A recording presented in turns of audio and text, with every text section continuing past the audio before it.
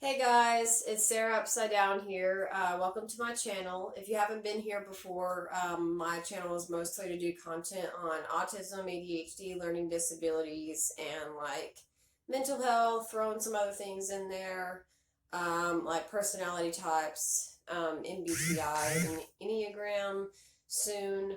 Um, so yeah, if you have interest in any of those and you want to learn more about that, go ahead and hit the like and subscribe button at the bottom. Um, and yeah, so I'll go ahead and get into it. Usually I have, sorry if y'all hear stuff in the background, it's my cat trying to tear up the Christmas tree. Get out of there. I thought I would change it up today and have a different background since I have my cool, creepy, fun Christmas tree here that my cat is trying to destroy. And yes, those were her footsteps running through the other side of the house. She's in one of her moods again. Anyways, so usually I put like an accumulation from a bunch of different places and like try to piece it together and stuff.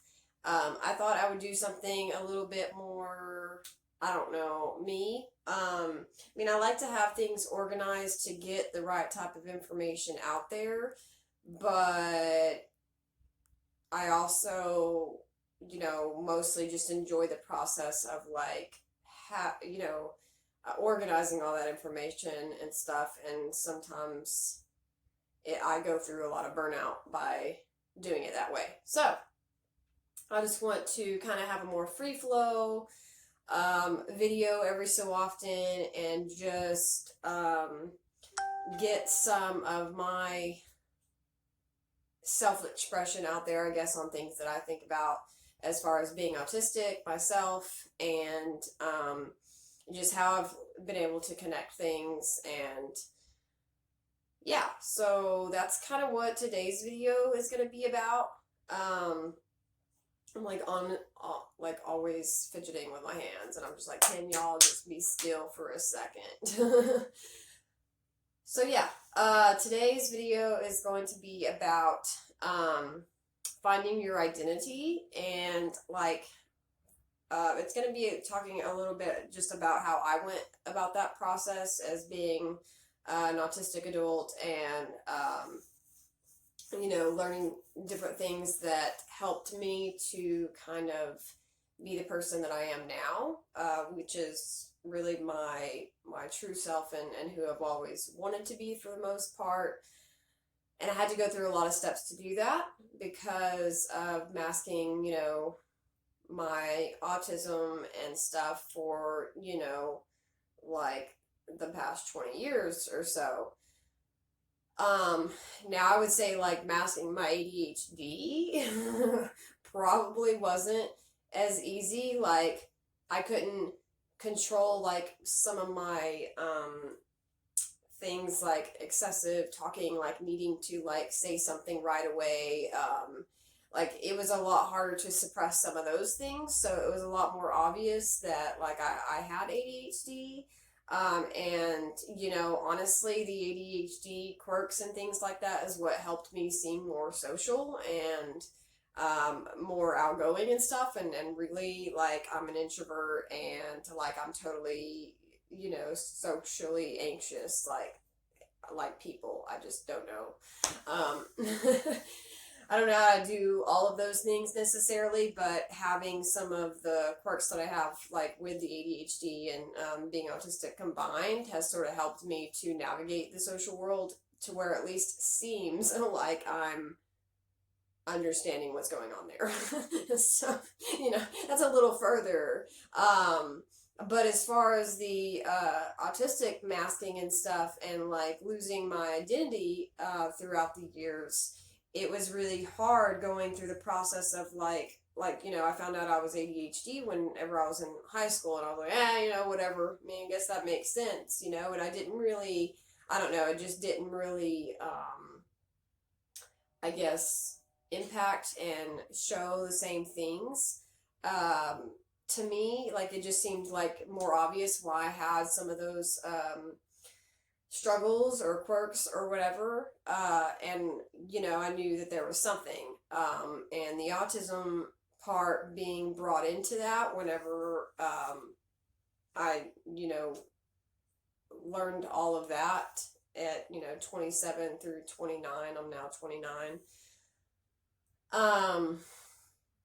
Yeah, it was a whole different thing, because there was a lot that I did still cover up. And so, like, people are like, sometimes would tell me, well, you've always been kind of this or that, or, sort of, I guess, like, silly, or like seem to be social, or like these other different things. And that was mostly just my anxiety and ADHD, and so, but really it was internally, like, very difficult. So learning about being autistic and a lot of those things that I masked, I realized that, like, I had my real identity, like, stuffed under there, but I didn't even know who that was. I didn't even know, like, I didn't even know what I liked, what I wanted to do. I mean, by this time, I had kids and just was like, I don't even know how I'm supposed to have time to figure that kind of stuff out. Like, people who don't mask, or maybe don't mask as much as I would say as an autistic would, they just would, possibly, like, grow up and like the things that they like and do what they want to do, and, like, whatever. For me, it was like, I guess, almost turned into, a people-pleasing thing, or like thing where I felt like maybe those things that I was good at weren't seen, or like I didn't feel smart, and all this like sort of like negative stuff like that piled up that didn't help me to step out. And if I would have stepped out, with all my, like, autistic stuff, and like the things that are good about my Asperger's, autism, what have you, then I would have, went down these career paths that I probably would have stayed in, or, and different things like that. And I could say if, what if, blah, blah, blah, blah, whatever. But the point of the video is that even though, like, I'm almost 30 years old, found out I was autistic around 27, like, it's like, what do I do from there? What's my next step from here? Because, like, I know I could just go into, like, all this negative self crap and, continue to have, like, low self-esteem or something. Or, I could figure out who I am, and, it's easier said than done. That's a belief, that, it's, like, oh, well, your true identity is in A, B, C, or D. Well, yeah, I mean, yes, but at the same time, like, how can you go down a path of, any type of, beliefs in other stuff whenever you have no idea who you are, anymore. And yeah, I would say that definitely causes some more anxiety issues, and some identity stuff or whatever, as far as the mental health side of things. But I have learned different steps to take to figure that out. And so that's what I'm going to talk about too, now, that I just, like, spewed all this stuff out over here. I'm going to come over here and spew some stuff out on that. So, yeah, I mean, just like I've talked in my last videos, like, with masking and different things and my childhood and stuff, like, when it came to, like, figuring out my identity again, like my autistic identity, my, my self-identity, whatever you want to say, I had to go back to my past. I had to remember what I liked as a child, and, like, what I liked doing, what I wanted to be when I grew up. Like, well, it came out that I was just a super weird kid, go figure. And I did some weird things that were really awesome, and wanted to go be some really great things whenever I grew up. At least to me anyways, because, who wouldn't want to be, like, a profiler, or a medical examiner whenever they're in 4th grade. I mean, come on, like, that would be so great to grow up and do. So, it explained why I loved, Spencer Reed and all the quirky, odd chicks and all the, the crime shows and stuff. Like, that's who I was compared to a lot of different times by, like, my parents, or at least my stepdad. Dude, my cat is, like, seriously skitzing out, just running around the house. Seriously, like, I don't know what's going on with her. Must have got into the catnip. So anyways, and, like, I used to draw all the time, like, looking at my son and, like, how much he doodles and all that stuff. Like, that's what I spent all my days doing, was doodling and drawing and doodling and, just like, and I had certain things about that. I didn't like to color my pictures. I didn't want to mess them up, so I would leave them a certain way, where I wouldn't add color to them. There's just different little things there. But yeah, I would say that, a lot of the interests and stuff that I had weren't, like, completely far out there, but I was so interested in, different Asian, Japanese cultures and other cultures and stuff that I would collect things from different places, or, flea markets and stuff like that. I loved going to antique shops. And so I would collect all these different things. And then I even, like, would get, like, Japanese, books or whatever, and just start, like, trying to teach myself how to read, that language. And whenever I went into high school, I wanted to choose Latin over Spanish, just because, like, I loved, the whole Rome area and all that stuff, and I just wanted to be able to read it myself, like, these things didn't really stick out to a lot of people, but when I look back at that, I'm like, that's really cool. Like, that was me. Those things are me. That's part of my identity. Multiculturals, exploring, and a bunch of that different type of stuff. Going out into the world and learning about other people, psychology, profiling, like, that's where I've gotten into, even as a 30-year-old, almost 30-year-old, okay, I'm not quite there yet, adult, is that I'm still interested in those things. They have stuck. That is part of me. That's how I view the world. That's how I see things. Like, it is part of my identity, and I had to actually dig into that. Now, I don't think a lot of people would want to do that, because, there's also some things you don't want to dig. There's, like, trauma and other stuff that, like, I didn't want to see while trying to dig, into the depths of my childhood. But it was worth it. It was worth going and seeing those things and learning to express myself. Even now, it was totally worth it. Even though I had to kind of, like, skim through the bad to see some of the things that are part of my identity. I'm feeling, like, very Edgar Allan Poe today. Because, there's some darkness in there, from, my upraising and different things. But anyways, blah, blah, blah, blah, blah, blah, blah, ADHD. Autism. So yeah, first step. I'm just like, where was I at, guys? Where was I at? There's no one here to keep me on track. This is when I have to write things down and try to explain it, but then I'm like, I get bored with that.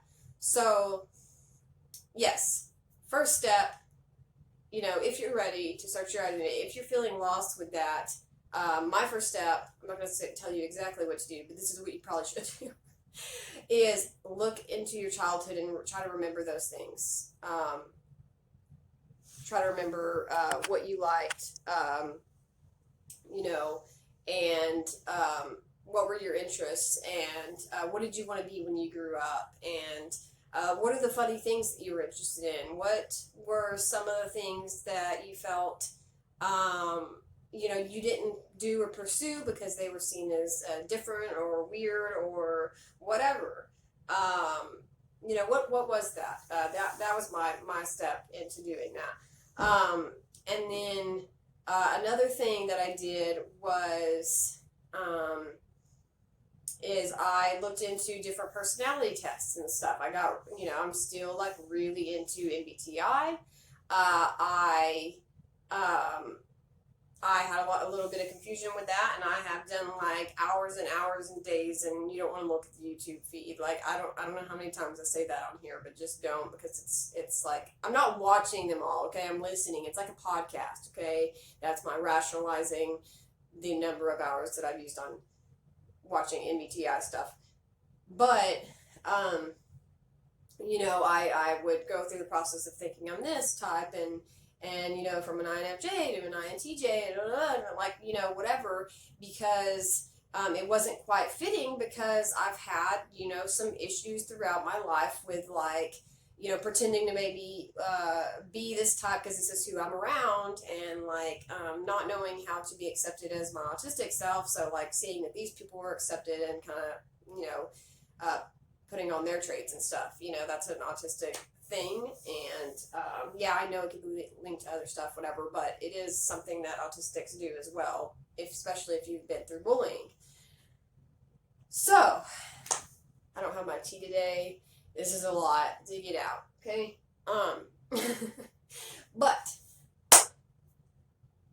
it was like complicated to go through that, but part of like how my brain works is like to continue to come up with theories and ideas and try to figure it out. So whenever I wouldn't have like what quite fit me, like for the longest time I thought I was an INTJ, and that was because my husband's an ISTJ, and turns out I'm an INTP, and we kind of take on different parts of each other because we're married. Anyways, that's a whole different thing in MBTI.